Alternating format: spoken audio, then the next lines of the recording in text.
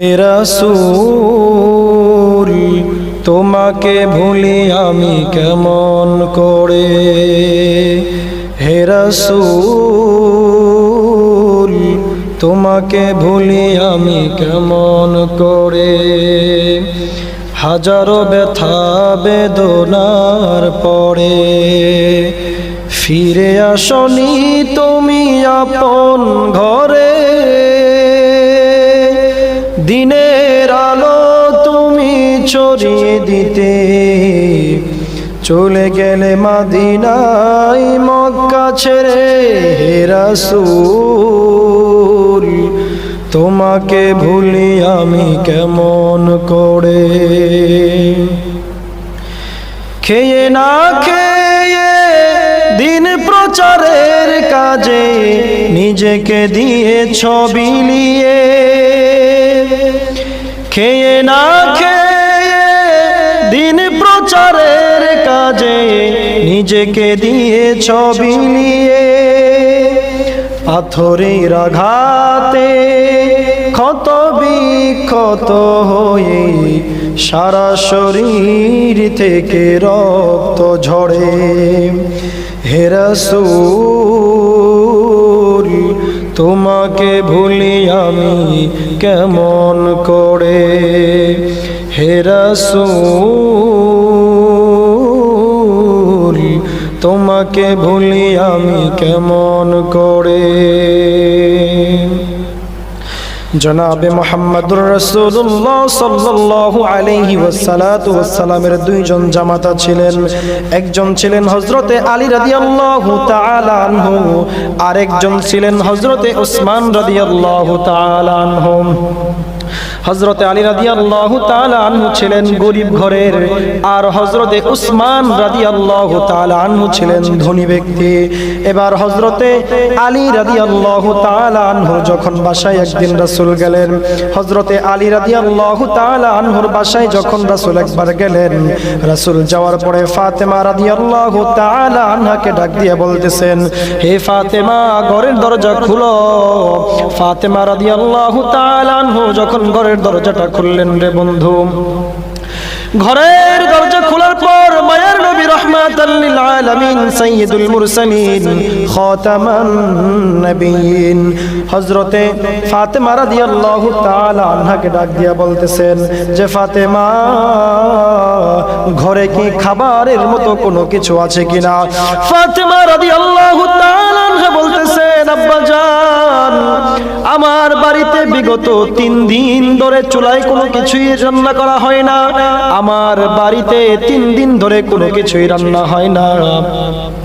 এবার মায়ার নবী যখন ফাতেমা রাদিয়াল্লাহু তাআলা আনহার ঘরেতে গেলেন, রান্নাঘরে গেলেন, রান্নাঘরে যাওয়ার পরে যখন পাতিলের যে ঢাকনা আছে ঢাকনাটা খুললেন রে বন্ধু, ঢাকনা খোলার পরে মায়ার নবী পাতিলের দিকে চায় দেখলো ওই পাতিলের ভিতরে প্রায় 1 সপ্তাহ হয়ে গেছে রান্না বান্না হয় না। 1 সপ্তাহ আগের রান্নার যেই ছাপগুলা ছিল, ভাতগুলা ছিল শুকায়া পুরো চাউলের মতো হয়ে গেছে। মায়ার নবী রাহমাতাল লিল আলামিন সাইয়্যিদুল মুরসালিন খাতামান নবিয়্যিন ফাতেমা রাদিয়াল্লাহু তাআলা আনহার বাড়ি থেকে যখন বের হয়ে গেলেন, বের হয়ে যাওয়ার পর কাজ খুঁজতে শুরু করে দিলেন। রাসূল যদি চাইতেন আল্লাহকে বলতে পারতেন, আল্লাহ আমার মেয়ের জন্য বাইতুল মাল থেকে খাবারের ব্যবস্থা করে দাও, কিন্তু রাসূল বলেন নাই, রাসূল বলেন নাই। রাসূল কিন্তু নিজেই কাজের তালাশ করতে করতে বের হয়ে গেলেন। রাসূল যখন কাজ খুঁজতে বের হয়ে গেলেন, একজন ইহুদির বাড়িতে কাজের জন্য গেলেন।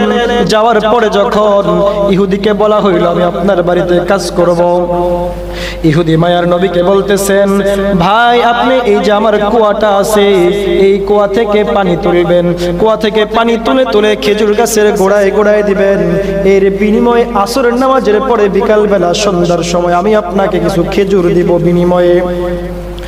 মায়ার নবী রাহমাতাল লিল আলামিন ইহুদির বাড়িতে কাজ করা শুরু করে দিলেন রে বন্ধু।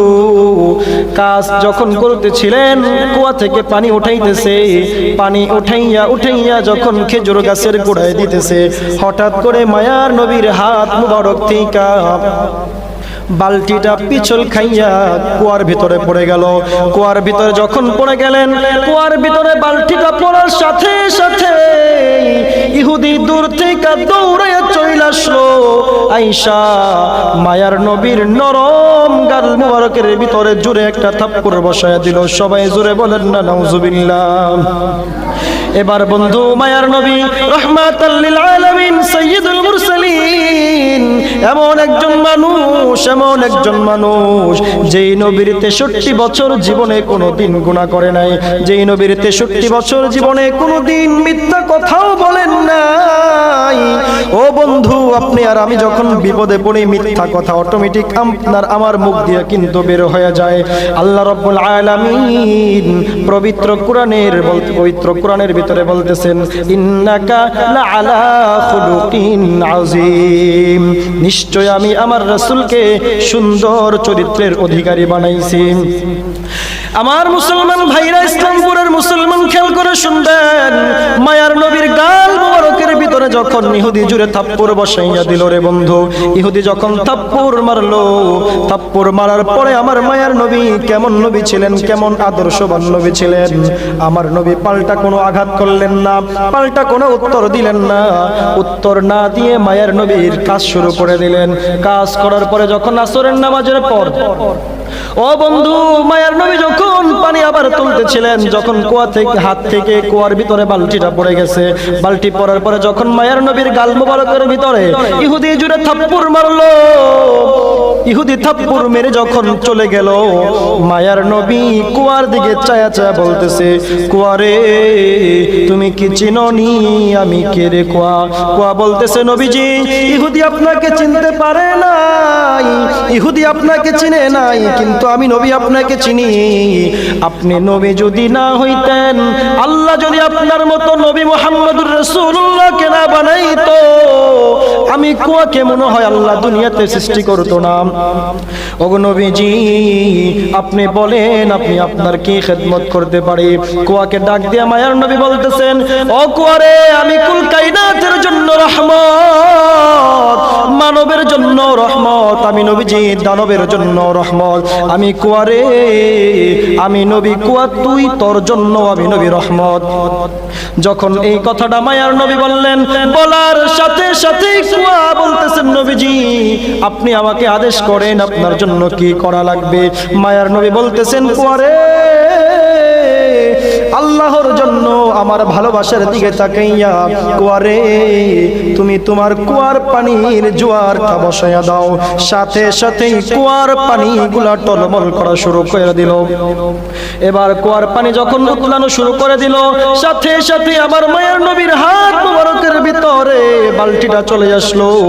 এই চরম দৃশ্যটা আবার ইহুদি পিছনের খেজুর গাছ থেকে দাঁড়ায় দাঁড়ায় দেখতেছে আর চিন্তা করতেছে, যার চেহারা এত সুন্দর, যার চরিত্র কিনা এত সুন্দর, সে তো সাধারণ কোনো মানুষ হইতে পারে না।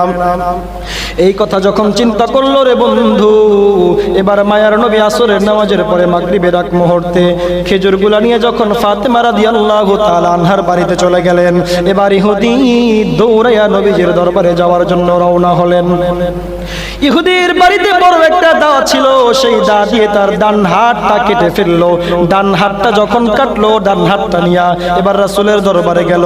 রাসূলের দরবারে যাওয়ার পরে বলতেছে, ওগো নবীজি, ইয়া রাসূলুল্লাহ, ইয়া হাবিবাল্লাহ, আপনি যদি অনুমতি দেন আমি আপনার খানকায় ঢুকতে চাই। নবীজি বললেন, আসো, অনুমতি দেওয়া হয়েছে, আসো ভিতরে। মায়ের নবীকে ডাক দিয়া বলতেছে, নবীজি আমি তো আপনাকে চিনতে পারি নাই, আপনি যে মায়ার নবী, আমি নবী আপনাকে চিনি নাই। কুল কায়নাত সবাই আপনাকে চিনে, আসমান আপনাকে চিনে, জমিনও আপনাকে চিনে। আমি দেখলাম কুয়া আপনার সঙ্গে কথা বলতেছে। ওগো নবীজি, কুয়ার পানি যার কথা শুনে, সামান্য একটা কুয়া যার কথা শুনতে পারে, আমি বিশ্বাস করি ওই কোনো ভালো ও এমন কোনো খারাপ মানুষ হতে পারে না। ও দুনিয়ার মানুষ হতে পারে, কিন্তু এমন একজন মানুষ যার চরিত্র নবী মুহাম্মদের মতো সুন্দর চরিত্র। ওগো নবীজি, আমি জানি আপনি নবী মুহাম্মদুর রাসূলুল্লাহ, আমি আপনার কাছে আসলাম। নবীজি আপনাকে যে হাত দিয়ে আমি থাপ্পড় মেরেছিলাম গো নবীজি, আমার ওই ডান হাত আমি কেটে আপনার দরবারে নিয়ে আসলাম। এবার বন্ধু খেয়াল করবেন, মায়ার নবী কেমন রহমতের নবী ছিলেন, নবীজির থুতু মুবারকেও ছিল রহমত। মায়ার নবী বলতেছে, ভাই তুমি হাতটা কেন কাটলা? এদিকে তোমার হাতটা দেও, তোমার হাত থেকে অনেক রক্ত বের হচ্ছে।